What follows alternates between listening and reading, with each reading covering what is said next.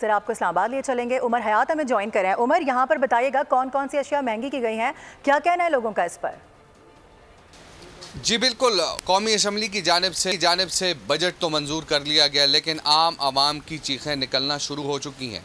और इस वक्त हम ये देख रहे हैं कि 1 जुलाई यानी आज से फाइनेंस बिल जो है वो नाफिजुल अमल हो चुका है। अवाम पर टैक्सों का बोझ लादा जा चुका है और अब हम ये देख रहे हैं कि अवाम इस वक्त दुहाई देने पर मजबूर हो चुके हैं, लेकिन उनकी दुहाई सुनने वाला कोई नहीं है। और इस वक्त ये भी हम देख रहे हैं कि फाइनेंस बिल की मंजूरी के बाद अब जो नाफिजुल अमल हो चुका है तो दूध है, आटा है, चावल है, दालें हैं और दीगर जो अशिया हैं उनके निर्खों को जो है वो पर लग चुके हैं, उनके निर्ख जो है वो बढ़ चुके हैं। दुकानदार हमारे साथ मौजूद हैं, इन्हीं से जानते हैं कि क्या सिचुएशन बनेगी, क्या हालात होंगे आगे, क्योंकि महंगाई तो अब आवाम की कुव्वत खरीद तो जवाब दे जाएगी।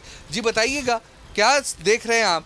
सर बिल्कुल शौक हो गए हैं देख के। चीनी, आटा, दालें, चावल और छोड़ के बिस्किट्स पे टैक्स लग गया है। उसके अलावा नॉन फाइलर पे टैक्स लग गया है। दूध का टेट्रा पैक का 75 का पाउच था 95 हो गया है। 1.5 लीटर 380 था 525 हो गया है। लीटर्स वाले दूध के रेट बढ़ गए हैं।